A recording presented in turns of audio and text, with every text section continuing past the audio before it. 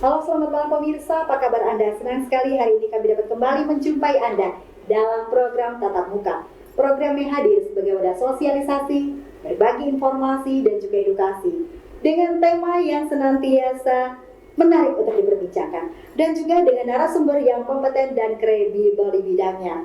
Pemirsa, seperti pada malam hari ini tema kita transformasi pelayanan Kejaksaan Negeri Palangkaraya. Untuk membahas hal ini saya tidak sendiri. Sudah hadir di studio bersama dengan Bapak Toto Bambang Sabto Dwijo, SH, Kepala Kejaksaan Negeri Palangkaraya. Saya sapa dulu. Selamat malam Bapak. Selamat malam Ibu. Narai kabar Pak? Ya. Narai kabar. Narai kabar. Narai kabar jawabnya bahala Pak. Oh, bahala. Oke. Kalau kita bilang pripun kabare, kabare. Alhamdulillah saya mawon. Siap. Pemirsa, kita malam hari ini ingin berbincang-bincang seperti apa transformasi yang ditawarkan oleh teman-teman dari Kejari. Kemudian seperti apa SDM-nya untuk mendukung transformasi ini. Demikian juga dengan alat-alat yang dimiliki. Alat apa saja itu? Nah, untuk membahas hal ini bersama saya Olivia Teja. Inilah Tatap Muka selengkapnya.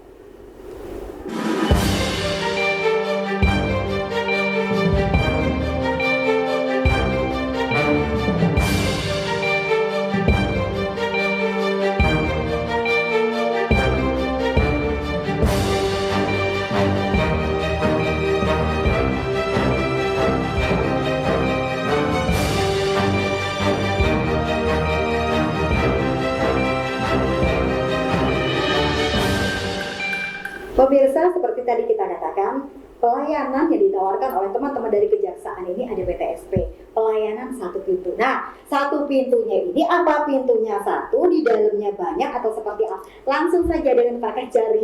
Satu pintu Pak, apa pintunya lebar atau pintunya satu? Nah, itu seperti apa? Monggo dijelaskan. Terima kasih.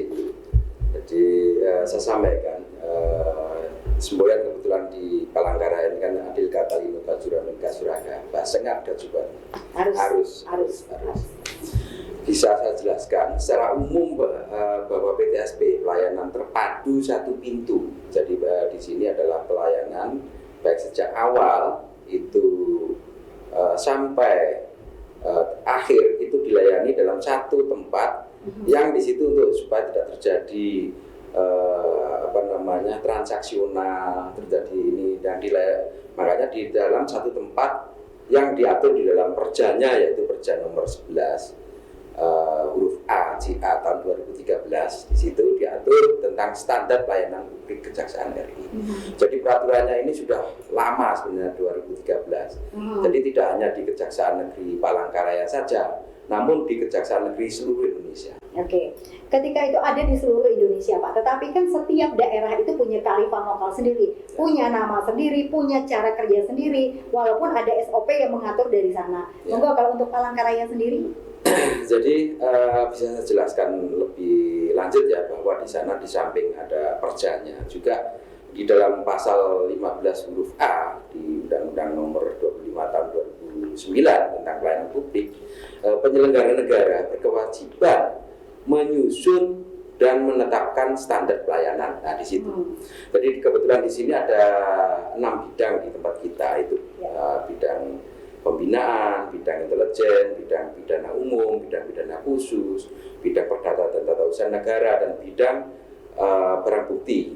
Nah di sana ada kurang lebih 12-an di situ pelayanannya. Meliputi yaitu apabila di bidang pembinaan misalnya persuratan, pelayanan hukum, pengaduan masyarakat, informasi publik, antar jemput saksi yang berkebutuhan khusus, kemudian izin besuk tahanan, kemudian pengembalian barang bukti secara gratis, pembayaran denda dan uang pengganti, kemudian tilang online, kemudian bantuan hukum, kemudian pendampingan hukum dan tindakan hukum yang lainnya. Jadi banyak sekali, kurang lebih 12 item tadi yang saya jelaskan, nanti bisa saya rinci mungkin di pertanyaan.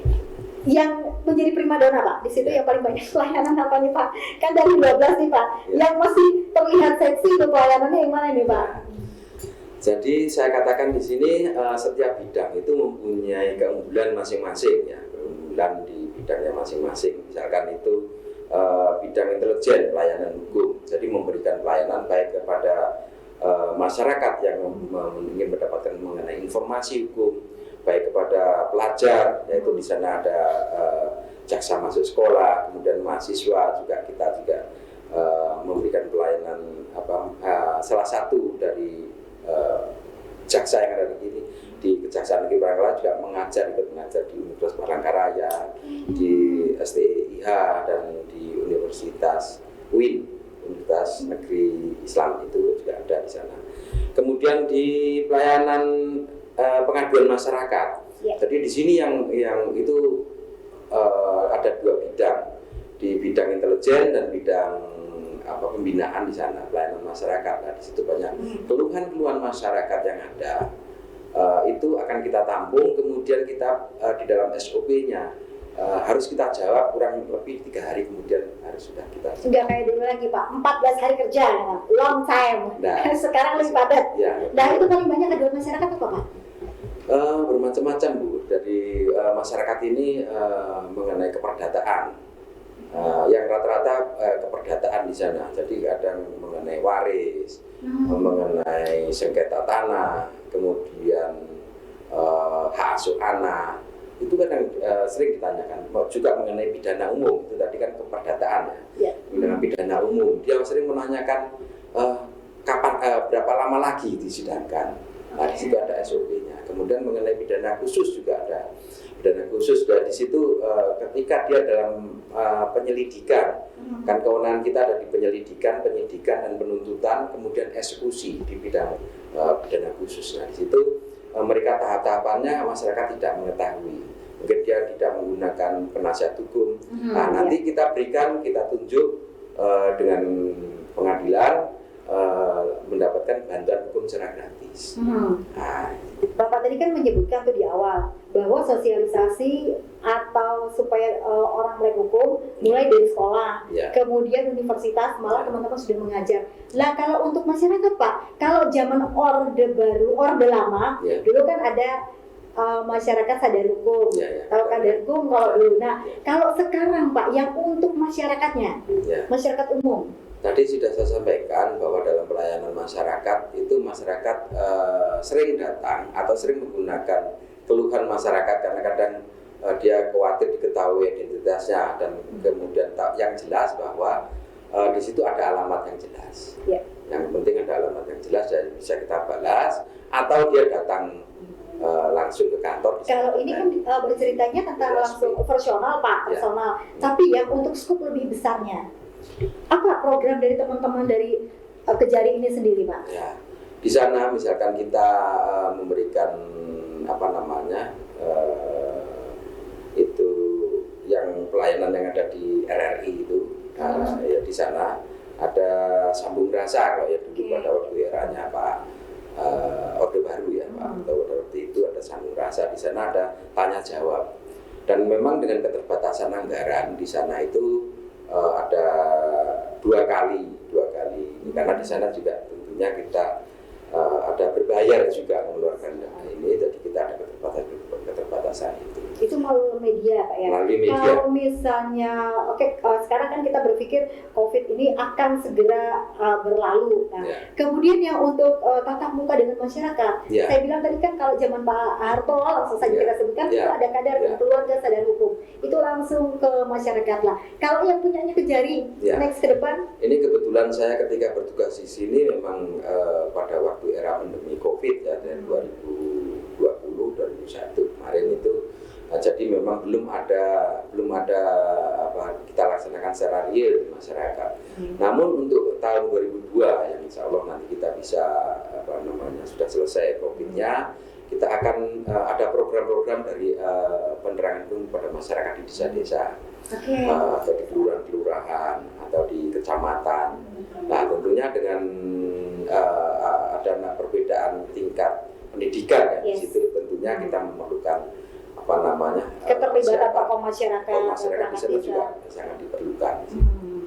Pak, saya juga tertarik bagaimana kita menjelaskan hukum ini dalam tanda kutip di sini, tetapi kita padukan juga dengan hukum-hukum lokal setempat Pak, sehingga tidak ada overlapping, atau tidak ada berbenturan gitu Pak. Nah, menarik ini Pak. Nah, karena kita masih di sini kan sangat kuat masih namanya hukum adat. Nah, itu seperti jadi apa Pak? tentunya dalam menyampaikan kepada masyarakat, kemudian kita juga melakukan penegakan hukum itu tidak lupa dengan kearifan lokal tadi. Kearifan lokal itu berbeda dengan seorang yang mencuri sapi atau mencuri kambing atau kuda di kota dengan di desa. Kalau mencuri sapi di desa itu tentunya dengan dipergunakan untuk alat untuk menggembungkan tanah, itu tentunya lebih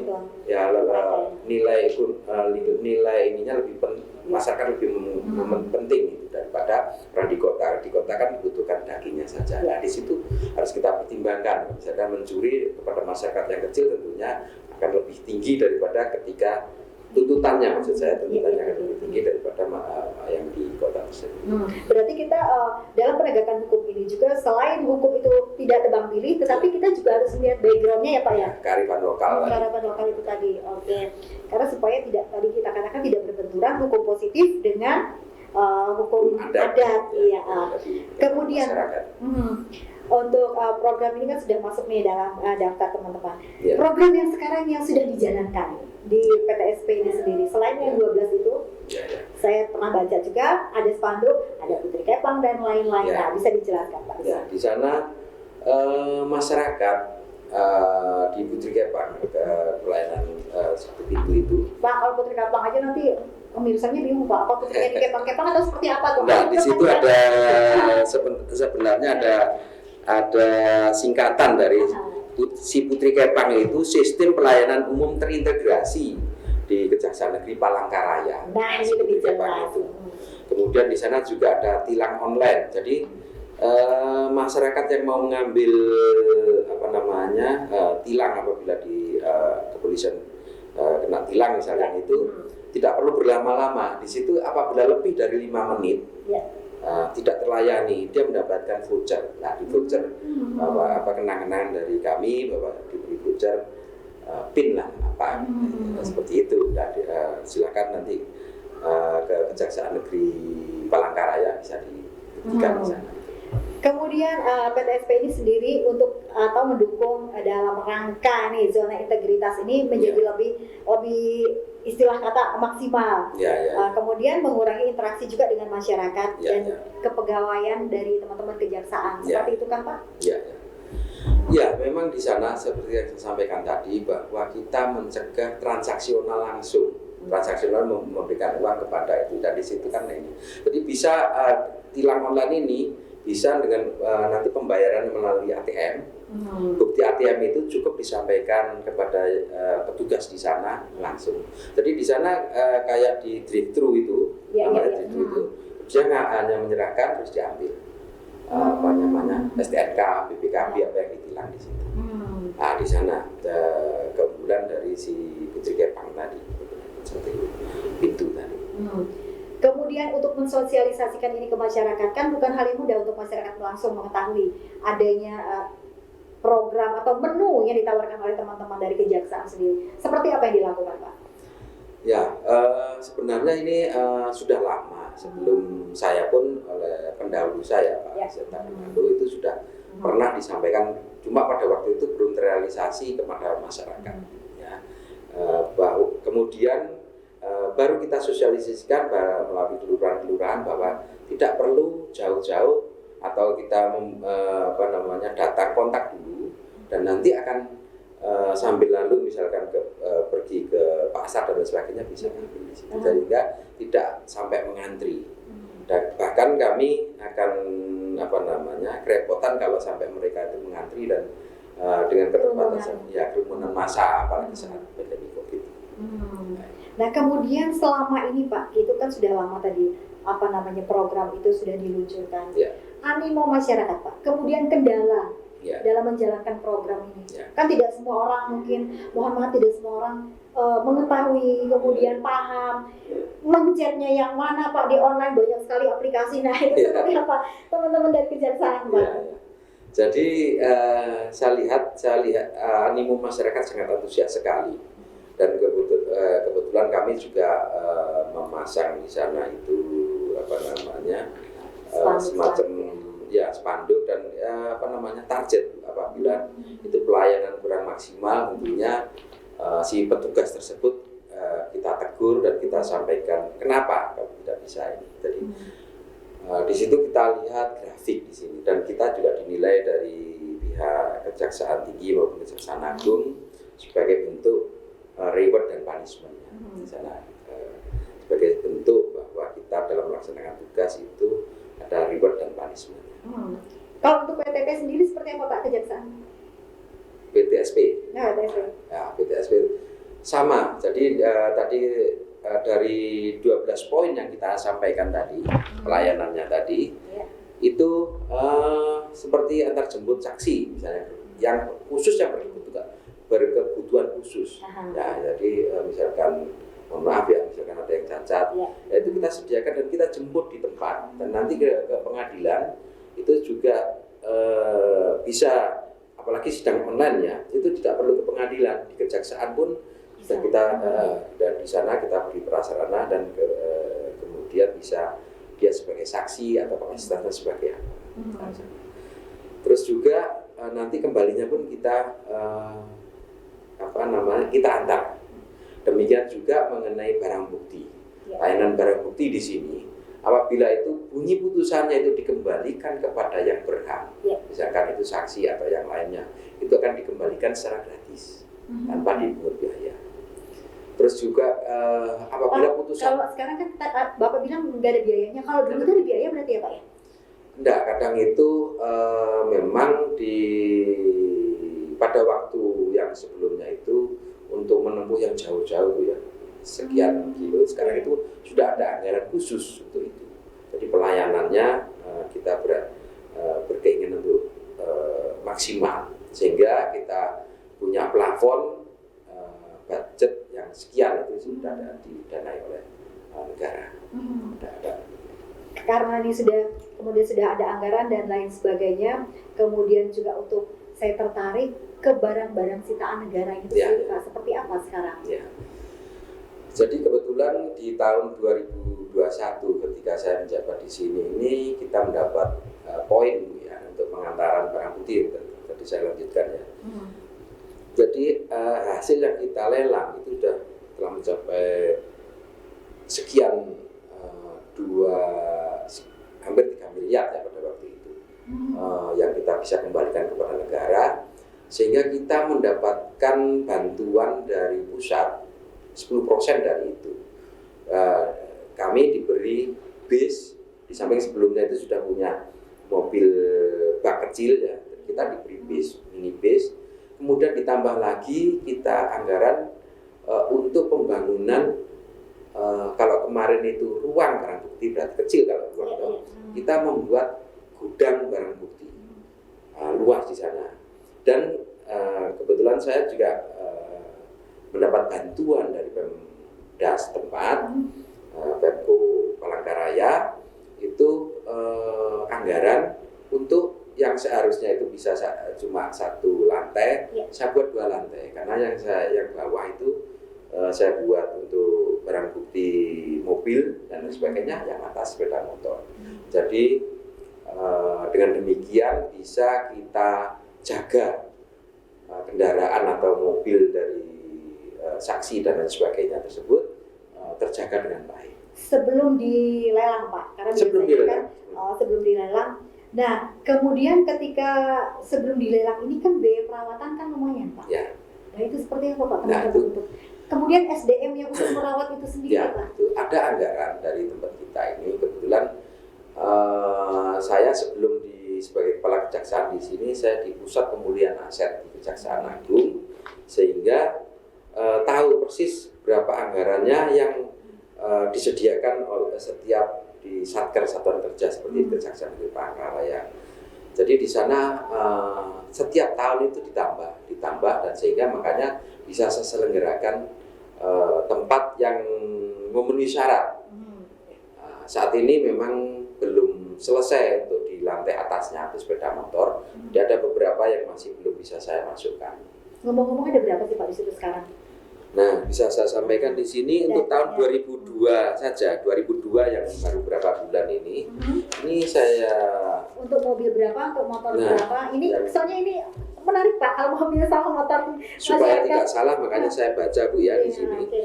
Dalam proses untuk lelang ini tahun 2002, tadi selama 3 bulan ini kurang lebih untuk kendaraan roda 2 43 unit, kemudian kendaraan roda 4 ada 11 unit, alat berat 2 unit, tabung gas LPG 173 buah, dan kayu sebanyak 3.707 kubik dan 1 rumah beserta lahannya. Itu yang berhasil kita sita kurun waktu dari Januari sampai bulan Maret ini. Kalau yang untuk rumah ini seperti apa Pak? Jadi semua pada intinya nanti tergantung dari putusan pengadilan. Jadi kalau apabila putusan pengadilan ketika sudah inkrah itu bunyi putusannya itu dirampas untuk negara, berarti kita bisa melelang. Ya, tapi kalau itu dikembalikan kepada yang berhak, berarti kita kembalikan. Terus kemudian ada putusan yang lainnya, misalkan itu seperti eranya pada waktu zamannya Bu Susi itu, ya. Misalkan ada kapal ya ditenggelamkan, ya harus kita ini sebagai eksekutor. Ya. Di sini harus kita garis bawahi bahwa eksekutor itu tentunya jaksa.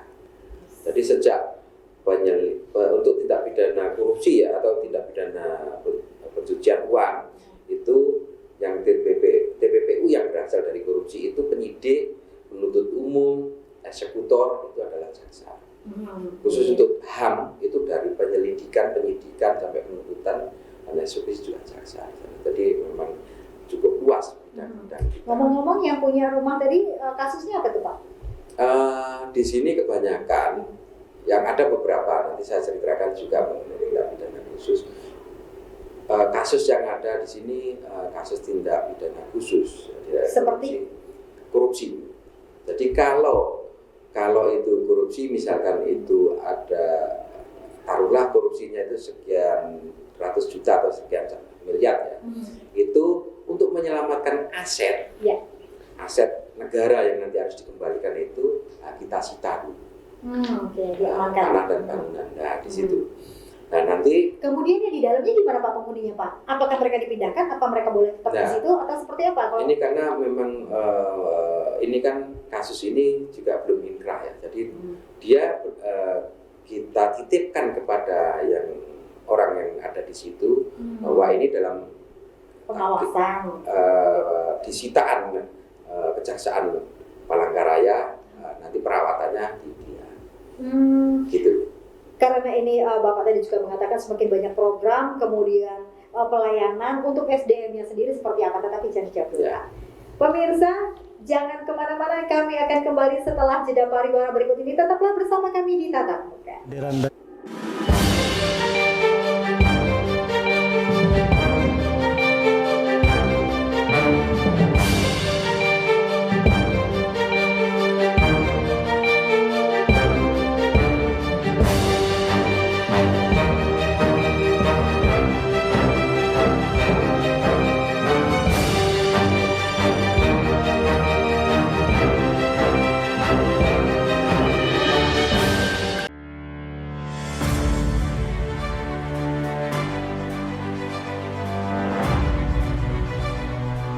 Dalam kesempatan ini juga saya tetapkan 7 program kerja prioritas Kejaksaan Republik Indonesia tahun 2022, yaitu 1.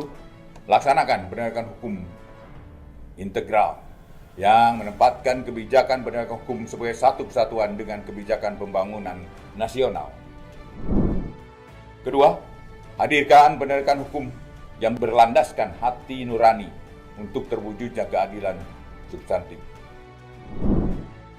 3. Tingkatkan kualitas penanganan perkara tindak pidana korupsi dan tindak pidana pencucian uang dalam rangka meningkatkan indeks persepsi korupsi.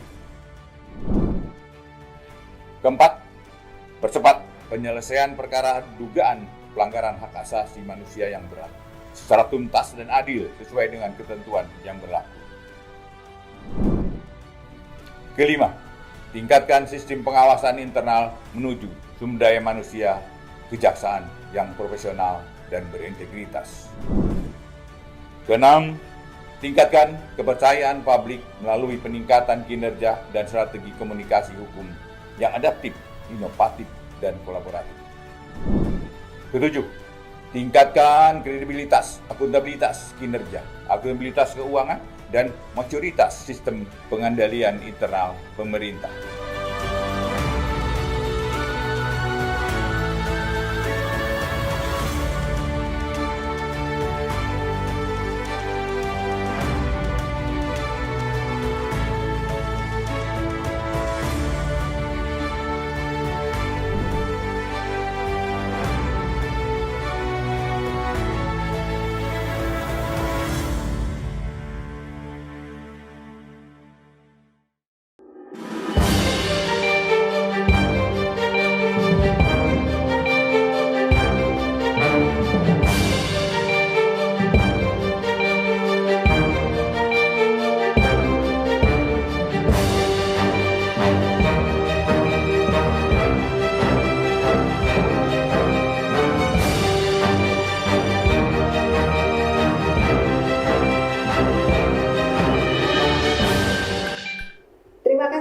Anda masih bersama kami di Tatap Muka. Tema kita hari ini transformasi pelayanan Kejaksaan Negeri Palangkaraya.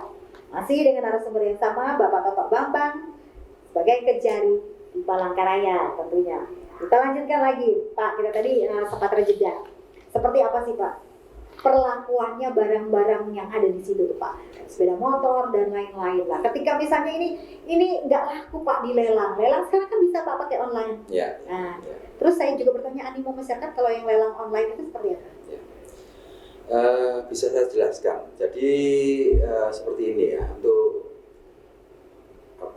barang rampasan yang bunyi putusannya dirampas oleh negara, itu apabila bendanya itu besar seperti eskavator dan sebagainya, tentunya kantor kejaksaan tidak bisa untuk menampung itu. Dititipkanlah ke Rubasan. Jadi kita bekerja sama dengan instansi yang lain. Jadi kita yang kecil-kecil yang ini masih bisa kita tampung di situ. Tentunya untuk mempermudah nanti mengembalikannya, tentunya kita bisa langsung serahkan kepada yang bersangkutan. Rata-rata nih, Pak, dikembalikan atau dilelang sih, Pak?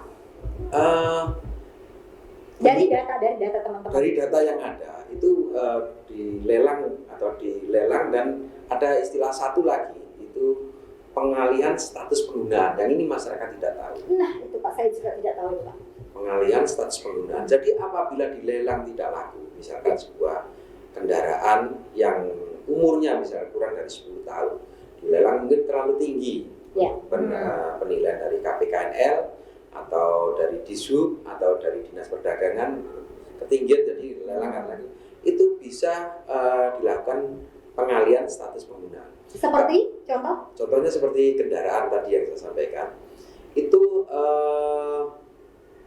kalau statusnya dirampas negara berarti kan milik negara. Negara yang ini adalah DPU, Menteri Keuangan. Nah, di situ dengan persetujuan Menteri Keuangan, dengan seizin Jaksa Agung, itu bisa saya serahkan kepada instansi atau bahkan SMK ya yang melakukan itulah. Apabila SMK itu banyak yang telah kita beri mesin-mesin yang tidak sudah dilelang nggak laku dan lain sebagainya, mesin sepeda motor untuk dipraktek untuk di SMK itu. Nah, di situ statusnya akan beralih kepada dinas atau instansi tersebut yang sebelumnya itu milik kejaksaan, itu dialihkan statusnya kepada dinas atau instansi tersebut, termasuk yang kemarin kita berikan. Guna pakai berarti, Pak? Enggak, sudah miliknya dia. Oh, sudah milik. Sudah miliknya dia. Ya. Jadi seperti yang kemarin kita berikan kepada Pemko Palangkaraya itu, walaupun masih di proses ya, masih proses berlangsung, 2 eskavator dan 2 dump truck itu untuk sampah, untuk mengangkut sampah. Karena saya melihat di sini sampah merupakan permasalahan yang sangat perlu perhatian khusus. Termasuk juga yang tadi saya sampaikan ke SMK juga misalkan nilainya di bawah 35 juta itu bisa kita lelang langsung.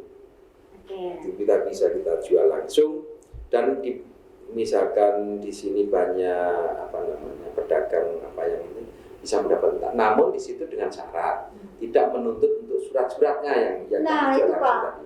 Misalnya nih sepeda motor saya ngelelang nih dapatnya sepeda motor nih yang saya pengenin ada di situ. Lah surat-suratnya seperti STNK, BPKB dan lain-lain. Nah, ntar dikira kita bodong Pak. Nah, terus gimana nih Pak solusinya di kalangan teman-teman? Tadi yang saya sampaikan adalah yang ada yang gelondongan tadi yang mesin-mesinnya. Ya. Tapi yang apabila masih berfungsi ada STNK-nya, ada BPK-nya, tentunya yang menerbitkan STNK kepolisian di sana. Dengan risalah lelang ditambah putusan pengadilan tadi sudah bisa diterbitkannya duplikat dari BPKB maupun STNK-nya. Nah, bisa diurus di sana. Jadi dari risalah lelang dia benar mendapatkan barang tersebut dari lelang, kemudian dari hasil lelang itu disetor kepada negara tentunya. Di situ ada bukti storenya dan sebagainya bisa digunakan. Berarti aman Pak ya, aman terkendali. Ya. Oke, itu prosesnya berapa lama Pak? Dari kita menang lelang, saya bilang menang lelang kemudian untuk pengurusan surat-surat itu kita dapatkan. Nah, di sana tentunya sudah di luar kewenangan dari kita tidak bisa memberikan ini. Tentunya ada instansi yang lain yang berkewenangan, yaitu di kepolisian maupun pembayar pajak di Samsat dan sebagainya. Nah, misalkan matinya sudah berapa lama, dia harus membayar pajak dan sebagainya. Itu di luar bidang. Berarti kita langsung ke instansi yang terkait ini Pak ya, untuk istilahnya gimana sih nasib saya kalau misalnya saya beli ini, berapa lama sih pengurusannya dan lain-lain. Oke. Makanya di situ saya kebetulan background saya perdata, jadi saya kasih perjanjian di situ, tidak menuntut untuk hal yang seperti itu. Ada not di bawahnya. Ya, gitu. Ada not di bawahnya. Iya, catatannya. Ada catatan. Kemudian kita ke SDM Pak. Segitu banyak tadi tuh Pak program dari teman-teman ini. Sampai ke Jari juga sudah tadi menjelaskan ABCD sampai ada yang 12. Nah, untuk SDM-nya sendiri seperti apa Pak? Ya, di kejaksaan satu-satunya kejaksaan tipe A yang ada di Kalimantan Tengah di Kota Palangkaraya ini, kejaksaan tipe Palangkaraya adalah tipe A ya. Itu mempunyai SDM tidak kurang 14 orang saja jaksa. Itu saja loh Pak, saja loh Pak. 14 orang saja. TU-nya itu 24. Yang honor yang banyak yang kita ini, dan itu kan kosnya lebih tinggi, sehingga makanya kita berharap untuk ke depan ada penambahan dari pusat itu. Makanya tahun 2020 kemarin itu rekrutmen terbesar sepanjang sejarah kejaksaan ini berdiri itu kemarin pernah 5.000 untuk calon jaksa, dan tahun 2021 kemarin 4.000. Nah, setelah itu sudah nggak mungkin. Ini karena untuk memenuhi yang PTSP ini, program yang bertransformasi ini. Ya, karena kekurangan SDM di seluruh Indonesia, bukan hanya di Palangkaraya saja. Jadi hanya dilayani 14 manusia ini jaksa. Karena yang punya kewenangan di situ adalah jaksa, yang lainnya adalah tenaga bantuan. Nah, di situ. Jadi bahkan kalau saya lihat memprihatinkan sekali di kejaksaan negeri yang lain itu hanya beberapa jaksa. Tentunya dengan profesional kita bisa tetap melayani masyarakat. Kalau di tempat saya adalah Kota Palangkaraya. Ada yang namanya, kita sering mendengar bahwa hukum menjadi panglima. Ya. Walaupun langit runtuh, hukum harus ditegakkan. Nah, untuk Palangkaraya sendiri Pak, sesuai dengan transformasi kita ini seperti apa Pak ininya?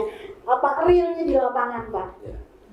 Kebetulan yang saya lihat dari grafik atau yang ada di Palangkaraya ini, kasus terbesar adalah terbanyak dari sisi kuantitas ya. Kita kuantitas dulu, itu 70-80% ini kasus narkoba. Jadi sekian persen baru kasus yang lainnya. Nah, di sini untuk penegakan hukum terhadap kasus narkoba ini memang sangat-sangat banyak masalah, ya belum maksimal. Karena di sini harus memerlukan penanganan khusus, kemudian dia harus mendapatkan, apabila misalkan sakau ditempatkan campur dengan tahanan yang lainnya pun bisa mati karena bisa diinjek-injek dan sebagainya.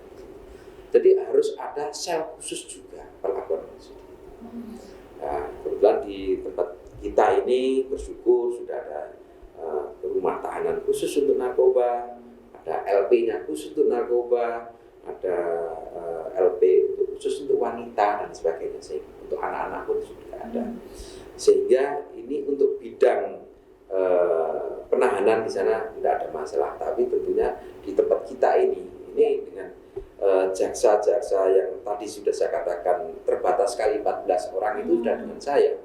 Itu untuk kasus-kasus yang sedemikian banyaknya ini perlu penambahan satu SDM, yang kedua koordinasi antara instansi terkait antara kepolisian, pengadilan dan LP dan atau rutan tadi. Selama ini kalau kita melihat di media massa juga, teman-teman dari Kejaksaan sering sekali membuat MOU dengan dinas-dinas, instansi-instansi terkait. Ini dalam rangka juga transformasi ini, Pak. Ya, kita dengan beberapa pihak ya, untuk bidang datun itu kita bekerja sama, baik BUMN, BUMD, Pemko. Nah, utamanya Pemko di sini. Di sana kita ada pendampingan khusus untuk apabila ada gugatan perdata datun ya, itu jaksa pengacara negara. Nah, ini belum familiar ya di masyarakat maupun ini. Ada namanya jaksa pengacara negara khusus untuk membela kepentingan pemerintah di sini, baik itu pemerintah daerah termasuk BUMN dan BUMD. BUMN itu misalkan Bank BRI, Telkom, itu kan BUMN Bu ya. BUMD itu Perumda perusahaan umum daerah dan sebagainya. Nah, di situ kita dampingi, kita ketika beracara atau ada permasalahan, bukan masalah pribadi loh ya, tapi permasalahan dari bidang atau tersebut kita dampingi gratis. Nah, saya ambil contoh kasus kemarin kita berbicara tentang Satgas Tanah, Pak. Nah, kemarin kita juga mendengar di media massa juga ada bagaimana tanah yang sudah dikeluarkan sah oleh negara, oleh pemerintah provinsi Palangkaraya, Kalimantan Tengah, dalam hal ini Palangkaraya yang sudah di satu daerah di kawasan di daerah Banteng dan lain-lain. Nah, ini seperti apa, Pak, nasib warganya? Mereka sudah menyetor, mereka sudah mencicil selama puluhan tahun ketika ada dalam tanda kutip preman yang mengganggu. Lah, bantuan hukumnya seperti apa, Pak, untuk warga seperti ini? Nah, tadi saya sampaikan ada untuk khusus untuk masyarakat kan salurannya lain. Jadi kita hanya bisa memberikan pencerahan, memberikan gambaran. Untuk khusus untuk mafia tanah ya, ini Jaksa Agung menerbitkan surat edaran Jaksa Agung baru, yaitu surat edaran nomor 16 tahun 2021 kemarin. Di sana tentang mafia pemberantasan tanah yang pada pokoknya untuk penegakan hukum kami diperintahkan untuk membentuk tim Satgas di Kejaksaan Negeri Palangkaraya. Sudah saya terbitkan surat perintah kepada bidang-bidang kami, surat perintah nomor 65 garis miring 02 berarti Februari garis miring 2022 tanggal 17 kemarin. Di sana saya libatkan bidang intelijen, bidang pidana khusus, dan bidang perdata dan tata usaha negara. Nah, ini SDM-nya dari mana aja nih, Pak? Nah, yang dari 14 itu kita makanya di situ jaksa itu kan diharapkan serba bisa, Bu. Makanya tidak hanya perkara pidum, dia bisa harus pidjus, bisa harus perdata dan tun. Namun di situ ada okasinya, kasih perdata dan tun di situ yang meminit, yang nanti mengerahkan jaksa pengacara negara di sana untuk mendampinginya.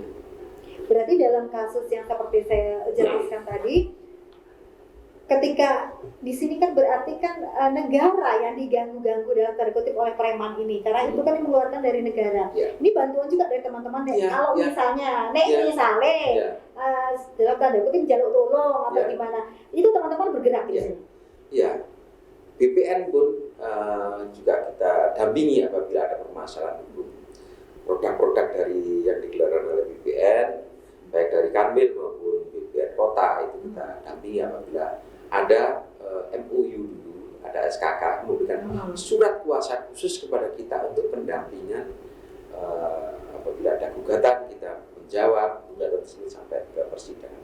Oke, kalau selama ini untuk sosialisasinya sendiri seperti apa? Terus teman-teman di pemerintahan mengetahui ini sampai di mana? Ya, jadi setiap awal tahun itu pasti kita sampaikan bahwa progres kita ke depan seperti ini.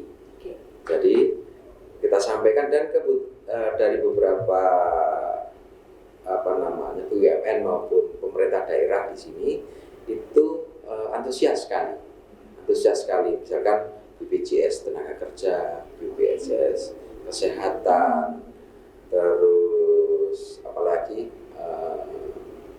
PDAM di sini apa ya, program. Sekarang udah menjadi perum ya di sana. Terus kemudian itu yang BUMN, BUMD-nya. Terus kemudian dari Pemko-nya sendiri juga kita undang untuk melanjutkan yang program yang sebelumnya sempat tertunda, karena biasanya di akhir tahun itu yang bisa saya selesaikan sekian, yang tidak bisa selesaikan dalam tahun yang itu akan kita kembalikan lagi, bahwa jadi ada pelaporan, terus kami juga ada nanti grafiknya bahwa tingkat keberhasilan sampai jauh. Kalau yang sekarang ditangani oleh teman-teman Pak? Jadi kasus-kasus yang ada, yaitu kemarin itu ada rumah-rumah dinas dari Pemda itu belum dikembalikan, misalkan dulu sebagai kepala dinas misalkan ya ini, terus kemudian ditempatin anaknya bahkan jabatan itu dia tidak kembalikan, itu termasuk kendaraan dinas juga kita bisa pulihkan dan cukup signifikan kita bisa itu, makanya nilai dari itu itulah yang kita nilai berapa miliar, berapa ratus juta, dan itu kita catatkan sebagai potensi kerugian negara kalau umpama itu tidak bisa kita kembalikan. Itu bukan kerugian negara, tapi potensi kerugian negara apabila tidak kita bisa menangkan. Nah, seperti itu. Kalau yang sudah deal teman-teman dari kejaksaan sendiri yang untuk wilayah Palangkaraya? Ya, tadi ada beberapa. Sampai berapa nilainya? Untuk tahun 2021 kemarin itu 2,8 miliar kita pulihkan. Kemudian ada berapa, kurang lebih 8 atau sekian rumah yang kita kembalikan kepada Pemko. Jadi di sini sangat efektif, bisa kita lakukan pendekatan tanpa ganti rugi, bahkan tanpa ganti rugi kepada mereka, karena dia tadi kita mediasi dulu bahwa nanti kerugian kalau itu ini sampai sekian. Jadi selama kamu menempati itu kan tidak dipungut biaya. Jadi seharusnya kamu harus mengembalikan nilai itu. Tidak kami tuntut itu, tidak kami tuntut, tapi yang terpenting adalah dikembalikan kepada Pak. Kalau yang untuk impres Pak, rumah dinas, anggap saja kalau dulu kan zaman Orde Lama ada yang namanya sekolah dasar SD impres. Nah, rumah-rumah ini kan masih rumah dinas gurunya kan masih berstatus impres. Terus gimana itu Pak nasibnya? Apakah ada perubahan undang-undang atau seperti apa? Selama itu alasannya itu ada, kita telusuri, tentunya bisa kita lakukan gugatan terhadap keluarga siapa yang menempati di situ. Karena banyak aset-aset pemerintah daerah maupun pemerintah daerah kota maupun provinsi di sini yang masih dikuasai oleh pihak-pihak lain. Berapa persen Pak untuk Palangkaraya saja? Saya tidak mempunyai data ini ya, karena memang sepanjang itu saya diberi kuasa khusus, akan saya lakukan advokasi. Kalau nasibnya saya katakan tadi impres itu seperti apa Pak? Zaman dulu kan masih ada tuh SD Impres, perumahan SD Impres.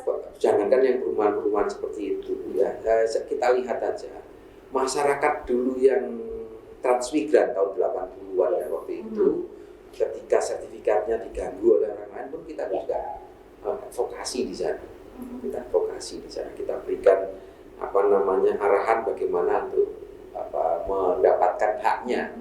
Karena di sana tentunya belum terbit hak milik seperti tanah-tanah di Jawa ya pada waktu itu. Mungkin masih hak guna bangunan, hak garap, atau bahkan SKT masih berupa itu. Namun dia sudah menempati lebih dari 20 tahun.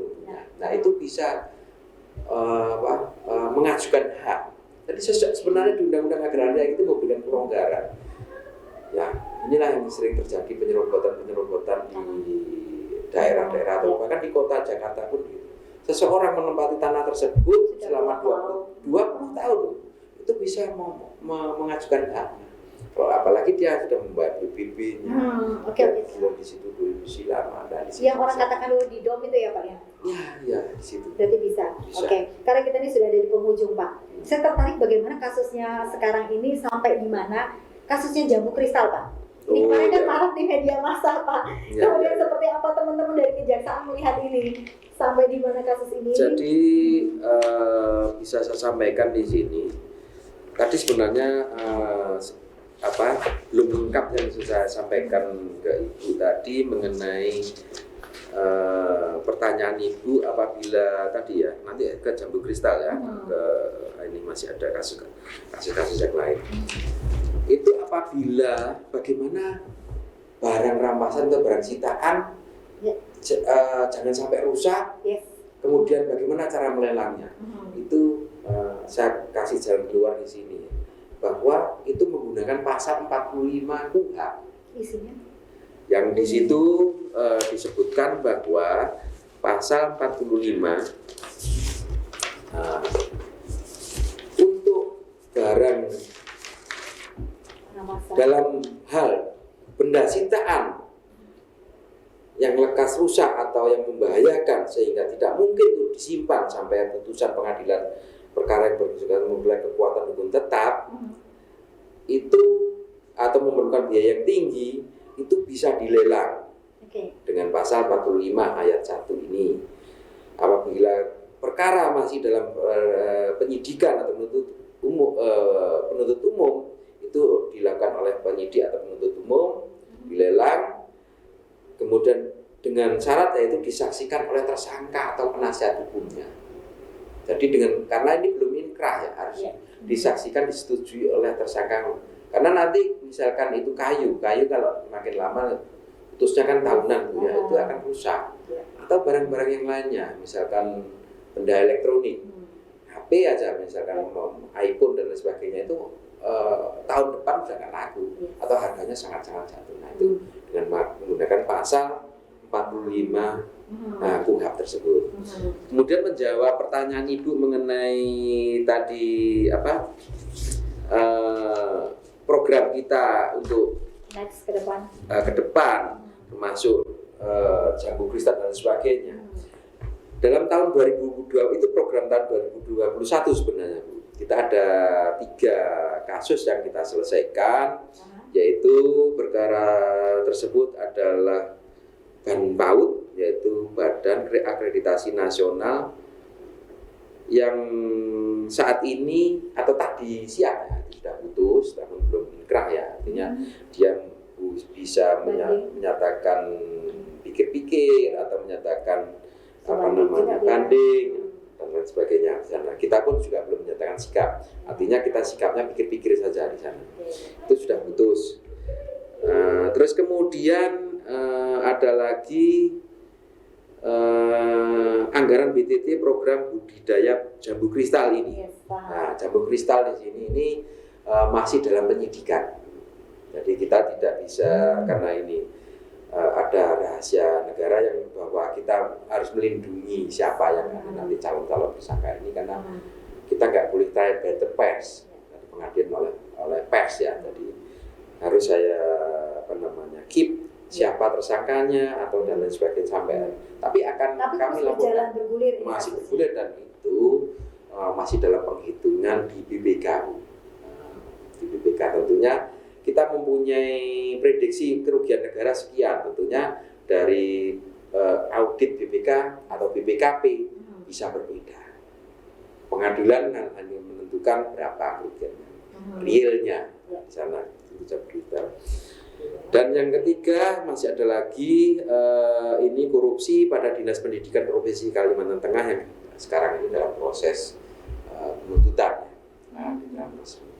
Bisa di sini nanti bisa dilihat di persidangan, masyarakat bisa menyaksikan bahwa kita dalam melaksanakan penegakan hukum itu transparan. Sidang terbuka untuk umum. Iya, sidang terbuka dan bisa disaksikan melalui kebetulan saat ini lagi sidang online, jadi bisa di pengadilan atau di tempat kita di kejaksaan, karena saksi, terdakwa maupun ini berbeda-beda Bu tempatnya. Hakimnya di pengadilan, jaksanya di kantor kejaksaan, tersangkanya terdakwanya kadang di Polda, kadang di Rutan. Nah, di situ untuk mensikapi dalam kondisi COVID ini. Jadi itu masih ada 3 kasus yang pertanyaan Ibu sudah terangkum di sana. Mengenai banyak sekali yang harus kita obrolkan sebenarnya Pak. Bagaimana teman-teman dari kejaksaan itu meningkatkan SDM-nya. Kan tidak mungkin sekarang udah zamannya digital, terus teman-teman stagnan pasti akan tertinggal. Nah kemudian itu pasti ada dari teman-teman kejaksaan untuk meningkatkan itu. Mungkin singkat saja Pak, karena waktu kita sangat terbatas. Kemudian pesan-pesan untuk masyarakat supaya masyarakat ini melek hukum dan menjauhi yang namanya janganlah bermain-main dengan hukum. Kami berharap kepada masyarakat terus mendukung kami dalam penegakan hukum di Kota Cantik Palangkaraya ini.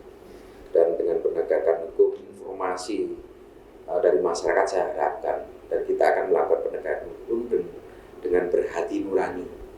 Jadi nilai kearifan lokal itu kita Oke.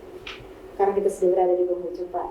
Saya mengucapkan terima kasih sudah hadir bersama kami. Sama-sama, kami juga mengucapkan terima kasih kepada TV Jurnalis ini sehingga nanti kami bisa edukasi dengan masyarakat. Dan juga kita berharap teman-teman juga bekerja lebih sigap lagi, kemudian sosialisasi itu tidak berhenti. Amin. Sehingga yang namanya Kalimantan Tengah, Palangkaraya sangat minim dengan yang namanya berurusan dengan hukum maunya kita. Sebenarnya ada beberapa pertanyaan lagi yang sudah tersimpan, tetapi next time kita ketemu lagi. Siap. Pemirsa, demikianlah akhir perbincangan kita pada malam hari ini dengan tema transformasi pelayanan Kejaksaan Negeri Palangkaraya dengan narasumber Bapak Toto Bambang Saptoditjo, SH Kepala Kejaksaan Negeri Palangkaraya. Saya, akhir kata Olivia Teja bersama teman-teman yang bertugas pada malam hari ini pamit undur diri dari hadapan Anda. Sampai jumpa. Salam sehat. Terima kasih.